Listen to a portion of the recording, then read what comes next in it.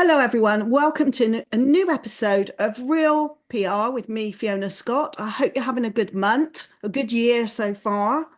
Today, I'm joined by a great friend, and I think I'm a client of hers actually, rather than she's a client of mine, but she'll clarify later. I'm joined by Asha. I'm going to let her introduce herself. And one of the things we're going to talk about today is the BS that can exist in the world of publishing. So think about this. Have you ever wanted to write and publish your own book? And what's stopping you? Is it because you're worried it's not good enough? Is it because you're worried that no publisher will take it on? Well, you can dump all of those things, listen in to what Asha and I've got to say, and you may learn a thing or two. Thank you. Thanks, Fiona. It's good to be here. I'm Asha Clearwater from Turquoise Tiger Press. I'm a content coach, book mentor, and publisher. So I help people write books, create books, and all things lovely content, which I know is a passion that you share too. So we have lots in common. We So do. it's great. We do indeed. So yeah, I love it. Anything to do with story, I'm like you there. I think we're singing from the same hymn sheet here. I just love it. So anything that I can help people to create that confidence around creating content too, because as you said, there's a lot of BS out there, particularly when it comes to publishing your own book. Yeah. And the thing is, people might listening to this might think, oh, it's really weird, Fiona, you're a writer, you've written millions of words in your career for lots of different formats. Why would you work with someone else? So, Asha, and I know that you had a bit of imposter syndrome with me at the beginning. So, talk about what you learned about working with someone else who's also a writer. Yeah, I certainly had imposter syndrome without a doubt. That's one of my things. Sometimes I think, oh, so they're going to be really super critical because they know, and I can't BS, and I can't get around anything. I'm really worried about getting it right for somebody who knows what they really knows what they're doing, knows their stuff. So I came in at that, and I felt a bit nervous. But because I've got to know you, we both went to the same journalism college, for goodness sake, didn't we? 6 months apart. Yeah. That's the thing. But actually, in a way, that kind of keeps me humble as well because I'm more open to learning. So I think coming in with that approach, even though I wasn't very happy with it at the time, actually helped me stay humble. So I actually actively listened to what you had to say and take on board because you're so knowledgeable, and I love working with you. And once we started talking stories and content, I was away. We were both away, and I love that. I love that passion that comes through with you, and hopefully it does with me too. So that was a big part of it for me. So once we started working together and you started telling me about all the things that you've done, and I was like, wow, I can really learn from this lady. She's an amazing woman and I want to get to know you. And then when we looked at the synergy in our kind of past, our track record with journalism and where we've been and what we've done, there were lots of similarities there, and it just felt like a perfect fit for me. I knew that you'd get it when I started talking about having those moments in a book that move the narrative on. They don't keep people stuck. There's something new on the turn of every page, something they're not quite sure what they're going to get. That expectation is kind of blown out the water because there's always a surprise around the corner, and you get that because you work in that way. And I love that about you. So as soon as we started talking like that, that was it. We were off and away, weren't we, I think? Well, for me, I think it was getting my head around the fact that I needed help to actually get it done. Because when you work with lots of people, you'll always prioritize their needs. And the other thing is, there are different styles of writing, and some styles of Yeah. writing I'm really good at, and some I'm not so great at. So I'm not great at sales and marketing copy. And also, when it's your story, you've lived it. So to you, it's ordinary. So you kind of need that critical voice to say, actually, in this chapter, this is the interesting thing. And also, Yeah. I'm really factual. I'm like, and at this time of day, I did this, and then I did this, and then I did this, and then I did that, and then I did this, which can be quite boring to read. Yeah, I was going to say, I think sometimes it's highlighting that. It's going back to our journalistic training, isn't it? Finding the intro in amongst all that sea of information, finding the thing that's going to bring, if you like, the money shot, as we'd say, if you were a photographer, that moment in time that you've talked about and bringing that further up into the narrative. That's really important too, sometimes to give that really exciting intro that gets people into the space of what you're talking about.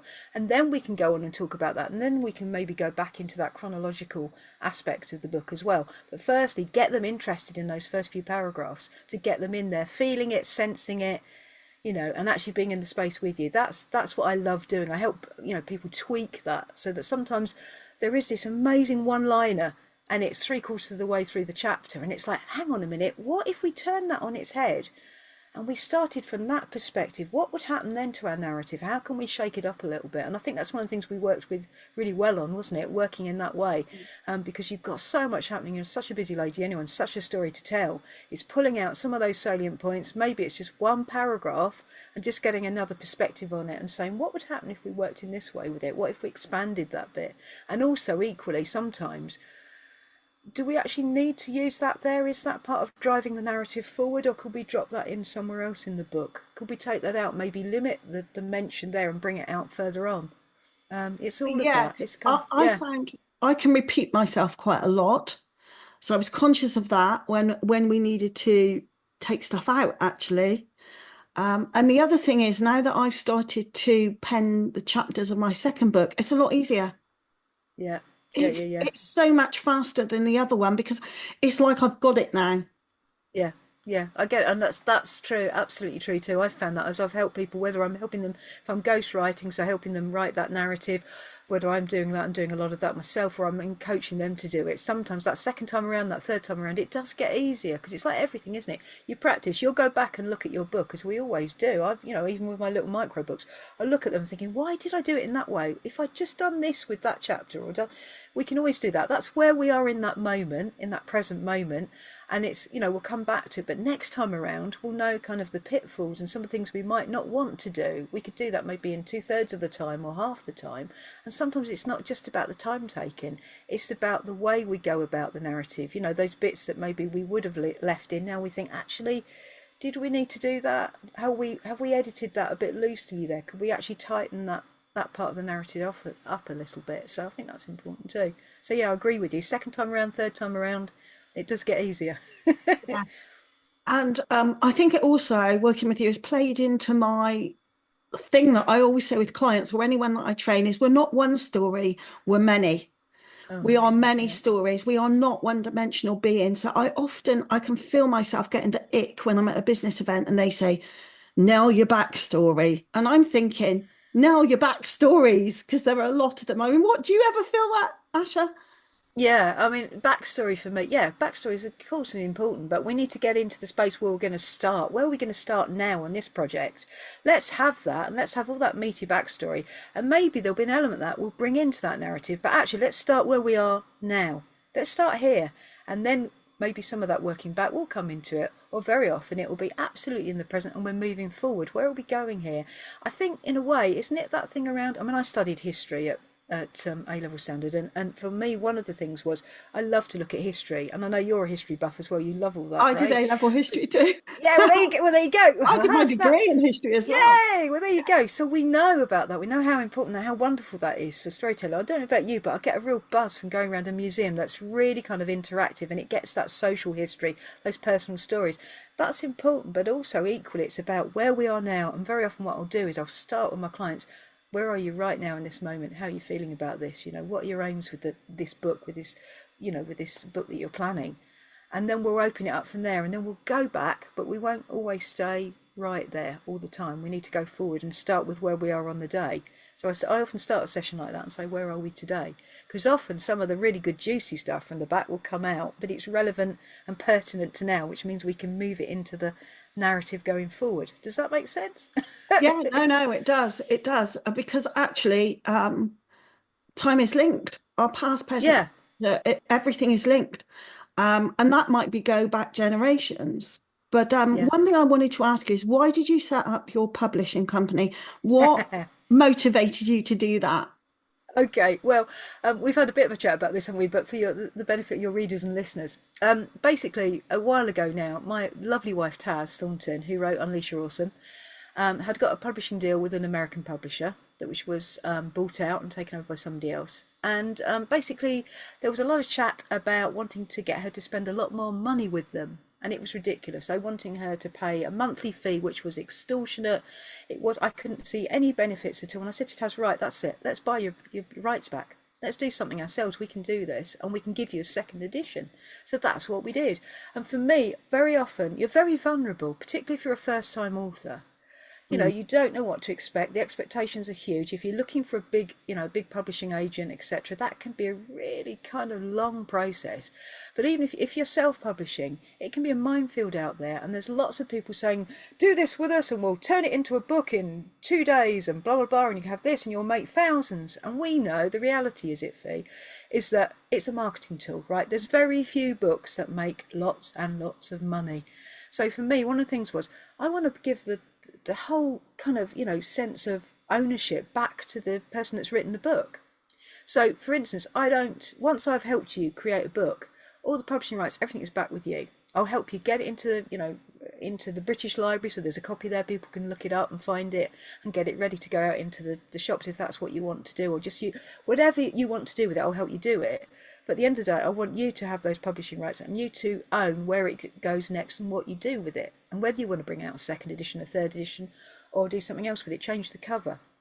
So all of that, I was just fed up of hearing all these schemes to get you into a published author, status. When actually, and all this reality is not real. It's not real. You've got to work hard to make one of these sell thousands and thousands and thousands of copies. But what you can do is turn it into an incredible marketing tool. And often it can be timeless. I've had some of my clients that I've worked with, they've published a book 3-4 years ago, and we're still going back to that book sometimes to dig out little bits of gold dust in there that we can use, that's still relevant, that isn't time sensitive, that we can, use again, repurpose. So it was all of that, and I just thought, you know what, this is ridiculous. I'm buying back those rights. We're going to do that. I'm going to set up my own thing. I love books. I've always loved books since I was a kid. Storytelling, all of that stuff since I was as knee high to a grasshopper. I'm not much taller now. I thought, I'm going to do it. So that's where it came from. So there's a real passion of mine to give it's your words, your way. That's one of my sayings. It's absolutely, you own that, and we're going to write it in the way that you want to write it, and we're then going to give it back to you so you can control what you do with it after I've said goodbye, and hopefully people come back and want to work with me again, as you've done. So thank you for that. Does that help? Does that kind of sum it up? Yeah, I hope people who are watching or listening to this will understand. I didn't have that experience, but a similar one. I have a client who's got a bit of celebrity status. I went to his very glossy book launch in London, which was Lush, and it was a big publishing house. There were other famous people there, and it was great. And then he would use it as a marketing tool because he does a lot of talks. Yeah. And about 18 months ago, he said to his publisher, "I need to buy another box of books ready for my talks." And they said, "Oh, we're not publishing it anymore."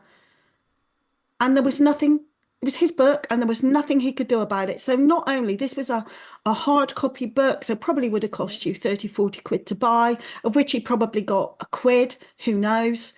But suddenly his book was out of print. He couldn't get any more copies of his own book. And he was in a position where we had to look into buying the rights back, and that was really expensive. And it was just that was one incident. They both happened the same year, actually. There was that. Yeah. And then I had another client who was offered a book deal. She's got an audience, not a celebrity big audience, but in terms of business, a good audience. And they offered her the chance to have a cookery book, ghost written by somebody else, loads of pictures taken. There would be no onus on her. I mean, I got the impression she'd barely have to turn up for any of it. But when I read the small print, it said they would do all of this if she bought 1,000 books. And that would have been a cost of Yeah. £20,000. Yeah. So she didn't do it. Her business is successful, but she hasn't got £20,000 she can find, and she never did it. And so when my turn came, I was never going to go down that route, because most of us have to. I think it has to come from our inner need, I guess, to serve and to have impact, and to understand that only a tiny proportion of books are bestsellers. And generally, there will already be people who are very, very established over decades. I mean, Yeah. would you agree? Yeah, totally, absolutely. You've got to have that back. You've got to have that brand story. You're absolutely out there. You're known. You've got a good following in order to make money on the sale of those books and sell mega numbers of books. So yeah, and I think there's, and very often it's why are you writing a book? That's always the thing I ask somebody as well. What do you want to get from this? But why? What's the reason behind it? Because there can be that element of kind of wanting that celebrity status. And the reality is, that's a lovely thought, but actually the reality is, as you said, Fee, that's not a good way to go in. You've got to keep it real. And that's what I always say to people. You're not going to make millions unless you're at the top of that tree, you've got a really good following, and people actually want to invest in their thousands to buy a copy of that book. Are you going to make any money? And again, it's things to think about before you do it. Why are you doing it? If you want to serve, fantastic. Then go down that self-publishing route. Control that as much as you can so that you can decide when you have X amount of copies ready to go. When you go to a trade expo, for instance, something like that, you can take 50 copies, 100 copies with you. You invest in it, build it into your marketing budget, and then you control it. And it's not controlling you, if that makes sense. Yeah. And also, there is a degree of humility I think you have to have around a book. I'm approached by authors a lot, and they'll generally, it's from a PR perspective, and they'll generally say, I want to talk about my book that I brought out 2 years ago. And for the media, that's never going to work, is it? Yeah, no, exactly. It's got to be current. It's got to be, it's got to be something that's, on trend at the moment. Absolutely. It's got to be on the button. And that's the other thing. The reality is, when I was talking earlier and saying we can take snippets out from years ago, that's not for your marketing. That's for, not necessarily for your person at marketing if you want to get in front of people, but it's for using it to, create stuff on your social channels and build your following again. It's a good one there, but it won't hit it with journalists that are looking at things for the now. What's trending at the moment? What are we talking about? Okay, if you've just written a book on, I don't know, ADHD, for instance, and it's everywhere in the news, Fee's the one to come to. You talk about it. How can we take some of the elements of that book? What are the key points that we can turn into press releases? We can send out to press. We can offer interviews. You might not get the classic, let's talk about your book here, but what you will get is talking about that topic. And on the back of that, when you get loads of follow-up from people, hopefully you'll be able to say, yes, my book's available for more info. So I think it's that. It's how you, I don't want to use the word spin because I have trouble with that. It's got a negative Yeah, connotation. I think it's just understanding how your book fits into the media narrative. So it's not Yeah, spin, but also if I don't know, there's a big story going on about ADHD, or in my case with my book, say being made redundant, I'll be able to say, yeah, I included my story about this in my book. For a journalist, that's like, oh, right, I'll just check that book out, and it adds to credibility. yeah. It, loads of people are made redundant, but the person who's already written about it and been tells that journalist you're media friendly, you're happy to talk about it. Oh, and there's a book out there that they can refer to and check you out. It's a credibility uptick, which is Yeah, one of those intangible things that you get in yeah. marketing and PR, isn't it? Yeah, certainly is. And I totally agree with that because a number of times, and I find particularly, I don't know if you find this too, but with radio is great for that. Absolutely great medium to talk about that in, because often you will get the chance to talk about that book. I've been on to BBC stations where I've talked with clients about that, and we've said, they've invited that, said, tell us about the book. I believe you've written a book on the back of this, of your experiences. And they'll often be really generous in that way. I don't know if that's changed at all in recent years, but I know certainly in the past when I've been working, there is a great opportunity for that, isn't there? And Yeah, even if it's 30 seconds of soundbite, it's still a great soundbite to have on board for your marketing. absolutely. And BBC local radio, still a Yeah, high level of chat. They want people in. Community radio in your own community, really valuable. In fact, the day we're recording this, Asha, later on, I'll be going to community radio to talk today. brilliant. Yeah, But do that. And also with community radio that's not for profit, it's really worth it if you're on there. Ask them for 20, for 20 quid, will they provide you with an MP3 copy that you can embed? As long as you say that's where the interview took place, there's an asset for a really low cost that you can then use yeah, on your fantastic. marketing. I think you have to see it. But I want to quickly move on to Okay. in 2024, you spent a lot of time with one particular book and one particular person who I is very did. well known to me and even better known to you now. Tell me all about it. Plug, plug, plug. Amazing book, amazing woman. Okay, Louise Hunt Skelly. You know Louise. What can I say about Louise? Goodness me, what can't I say? She's currently, I believe, having a wonderful time on a cruise. Not jealous at all, but hey. But with her lovely hubby Chris. She's an incredible woman. I was absolutely gifted this opportunity. I have to say, I was at an expo. I think you were probably at the same Yeah, one, and I I was was. chatting Yeah. away. Met Louise, heard her speak. Just fell for the incredible story that she's got to share, and I thought, I remember I had people around me, had the right people around me, Taz and Tracy Bourne. I've got to give her a heads up as well. She said, go and ask her if you can write the book. I said, she doesn't know me, I won't be able to, and I did. I went and said, I'd love to help you tell your story. And then thanks to the lovely Liz, your dear friend Liz, who absolutely has helped, was at the beginning of this process. I have to give a shout out to Liz, because Liz was talking to Louise about this whole thing of writing a book and chatting with the timeline and everything else. And then on the back of that, I came in and very graciously Louise said, let's go for it. So we started chatting. And then this went on for a good year. You're right, it did. And we had a lot of these meetings on Zoom, good old Zoom. We had voice notes, we used that too. And we built up this picture of this incredible woman that she is, and some of the challenges she's had. But also talking about this whole thing around disability and how people with disabilities are treated by the general public now, and the things that she's had to experience. This Paralympic incredible athlete that then has had an amazing day of her supreme tennis skills, and then she comes away from that and then she gets a load of, excuse my French, I'm going to swear, a load of shit from somebody at the petrol station because she's blocking the way as she tries to fill her car with petrol.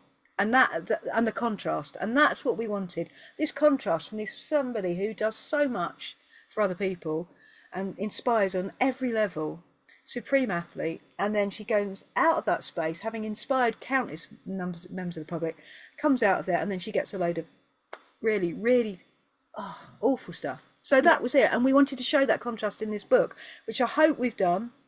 It's been described as a I've read it. Yeah. What did you think of it? I thought it was great. I thought the description at the book launch, which I was lucky to attend too. Yeah, thank you. Of it being sort of a hot mess of stories was very apt.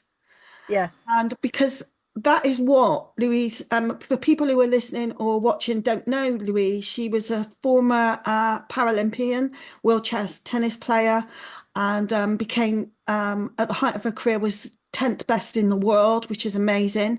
Yeah. But her day is full of a hot mess of contrast every single day. To the point where even I've been staggered. I attended an event with her where she was keynote speaker. She was lauded in the room, celebrity of the day. People were, queuing to speak to her. And then a bit later on, she went to the toilet and the accessible loo was filled with rubbish. It was used as a dumping ground. So we end up having to make a complaint, physically clear the room of stuff so Louise could go to the toilet. And that is just one example of things we don't think about if we haven't got that kind of disability. So one minute you are lauded and you're a celebrity, and the next minute you're having to beg for access to a toilet. It's just unbelievable. Yeah, and that's exactly it, Fee. That's what we wanted to show in this book, was the contrasts. That's why this is how we came by this name for this, which is a very, it's a contentious title. It's a real kind of, what does that mean? But she's had that asked of her several times, and it's just horrendous. So we wanted to show this, as you said, somebody that's been lauded, the top of her game, top of, in every way. She's a commentator for Channel 4, BBC, for Wimbledon, all of these incredible things that she does. And yet on the other hand of that, she goes off to the supermarket to get herself a sandwich and a bag of crisps, and she gets a load of from various people on the way, people just being really rude and thoughtless. So we wanted to highlight some of these everyday things that people will really connect with, that we all have to do, that we do in our daily lives, and what it's like for Louise, and how all those other, things, obstacles that she encounters, and how she deals with that. So, and her family are just, you've met her family incredible. The stories from her family and their support is just, and it was so lovely to actually meet the people I've spent best part of a year writing about. And that was a real lovely moment when her dad gave me a big hug. Yeah, because you felt you knew them, though they didn't know you. No, exactly. And it was really lovely when I think that was one of my highlights, when he said, well done, and gave me a kiss. So I was like, thank you, that's marvellous. And the fact that people were saying we could hear Louise's voice, which is what I want, It's not my interpretation of her story, it's her story to share, not mine. I have the privilege and the honour of being chosen to work with her. And it has been an absolute pleasure. I could go on forever, but she's just incredible. As you know, we know her well. So, yeah. So let's talk about 2025 then. Okay. What is 2025 looking like for you, Asha? Okay. I'd love some more people to work on with books like Louise's. That would be amazing. I've just signed to work with another guy next year on a similar thing, so we're going to be helping to ghostwrite that. I'm going to be working with you for your book, which I'm so excited about, your second book, which is amazing. What else? I'm trying to do a lot of co-working spaces at the moment, trying to get my own kind of following up. I am an absolute coward when it comes to doing video. And I know I've got to change that. We know video is the thing, rich media is the thing. I love audio, I love radio, but doing this kind of thing I really struggle with. So thanks to my dear lady wife, Taz Thornton, again, I'll mention her, she said, come on, you've got to do more video. So I'm going to be doing more of that. I've started to do that. You'll see me popping up a little bit more. But that's also to promote some of my things that I want to do in group settings. I want to do some more writing support groups where people can come in. Oh, sunshine. People can come in and be supported in this co-working space. I currently do a creative co-working space, doing about 2 a month at the moment. I've got another one coming up tomorrow. Whereas you just pop in into a Zoom room and you're there. We start with an intro in the room and then we have a little chat. Then you go off and do what your goals are for that session. We come back, report back, and it's kind of sharing and supportive environment. Accountability rocks. So there's that. I've also got my own book I'm writing on. I'm doing a little micro book for hopefully just before Christmas. Content prompts for coaches, because I love a good content prompt. And then there'll be quite a few more of those next year, and also working with people to help them create their own books. So I want to do one more one-to-one, but it'll be mainly online. If people are near enough, we'll have a face-to-face. But this works really well for that. I record everything, so it's all, and I can transcribe it and stuff as well. So it's a really great way to work. So there's lots of things bubbling away. Oh, good. Well, I look forward to I look forward to seeing more of you, Asha, out there. Thank you. But what Thank you. I wanted to ask is, let's get real. For those people like me who want that one-to-one support to write a book with someone alongside them, what is the realistic investment they need to be thinking of? Because you can't work for free. You've got That's right. expertise, and I just think it's worth addressing that. Okay. What do they need to be thinking of before they approach you?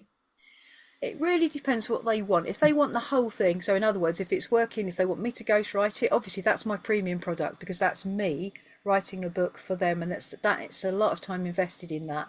So if you're looking at that, you're looking around sort of anywhere between 5 and 8 grand, something like that. But that's all the way through. That comes, this sunshine is getting back. Let me go back a bit so you can see me. Ha! There you go. I'm looking a bit wiped out. Sorry about that, guys. But you won't see that on your podcast. I've just realised that. But there you go. It will make sense if you watch the video. But what I find is if we start around the 5 to 7 mark, that usually is around the time for that's ghostwriting. But anything else, if you want to come in, you can book sessions with me. So those start at about 165, and that's a monthly session, for instance, over say 6 months, where we go and we get the bones of the story, and you go where you write it. We then follow up with WhatsApp messages, voice messages, to keep you on track, so I keep you accountable. So there's a real mix of options and for different budgets. But if you want the full ghostwriting experience, that's top of the line, and that takes you all the way through to a published book at the end of it. So that manuscript is done online. We do an Amazon KDP version, which has got its own ISBN number, which means it can go into the British Library, it's recognised, and it can be found by other sellers, booksellers. That you're looking top end. But if you want something between that, I can work with that too. So whether it might just be that you want a month or a couple of months, 3 months of sessions to get you writing, get you in the zone. And again, they start, as I said, at 165. So it depends really what you want. But again, I'm all for the bespoke stuff. I've got a new website that should be launched fairly soon. That's coming out hopefully before Christmas, and it will give you a real range of price options. Does that help? Sounds a bit woolly, Yeah, but no, that's great. I just think that we've already talked about the BS in the publishing world and how you can be sucked into something that's not going to be what you think it is. yeah, And by being clear that if someone's working with someone like you, there is an investment, and the investment gets them to a book which, once published, is theirs. And what money they make from selling that book, or they may choose to give it away, it's up to them, is their money. yeah, and that's so Ongoing. important. Yeah, Fee. That's absolutely it. Yeah, yeah. that's good. I That's key mean, to it. yes, and you don't have an ongoing stake in that book. Um, you know, that's the way it is. They work with you, the book is then theirs. And I think that's a really key thing. It's worth Yeah, it for that entirely. Well, I'm thank you. looking forward to chatting away to you. Not in front of all these people, but when we're discussing my book, which I'll just let Yay! people know is very much about my years as a newspaper journalist. I'm sticking to that because I've already got books 3 and 4 in my head too. So just Yay. so you know, give you a heads Oh, up. fabulous. I love it. No, it's great. I'm going to be in seventh heaven. Newspaper journalism comes. I remember those days. I'm looking forward to it. It's going to be fabulous. Thank you. Yeah, it Thank you for is. the opportunity. I'm loving working with you, as always. Well, look, Asha, before we wind up, let people know how they can find you. Okay. At the moment, as I said, website underway. So the best way to find me is LinkedIn. Generally, you can find me on LinkedIn, all the social media sites, pretty much. Just look me up, and come and contact me. Get into contact. If you've got an idea for a book, just have a chat. I'm happy to. WhatsApp me once we chatted on LinkedIn. Send me a message. Befriend me on there or on Facebook, on all the others, Insta. I'm there pretty much everywhere. So just come and find me on social. We'll have a chat about your book and see how we can progress it. Because that's the thing, Fee. The key is to start. Because Yeah. there's so many people I speak to, I know because I'm writing my own at the moment as well. So if I don't do it, and get through that, I've got to start. You've got to start somewhere. Just start anywhere, because anywhere is better than nowhere. Yeah. Write what's in here, and then we'll work out what goes everywhere. So that's my one message. Please start writing and keep writing. So yeah, find me on social. That's the best way. And given this might go out in 2025, what will your new website be? It'll be ashaclearwater.co.uk. Brilliant. Lovely. Okay. Thank you so much, Asha. Thank you for joining me. Well, thank you very much for watching today. I hope you've enjoyed that. You've got some value from it. You know how to get in touch with Asha if you want to chat books with her and stories. If you want to find out more about me, I'm at scottmedia.uk, or pop over onto Facebook and join Fiona Scott's PR tribe. If you mention this episode, I'll let you in really quickly. See you again soon.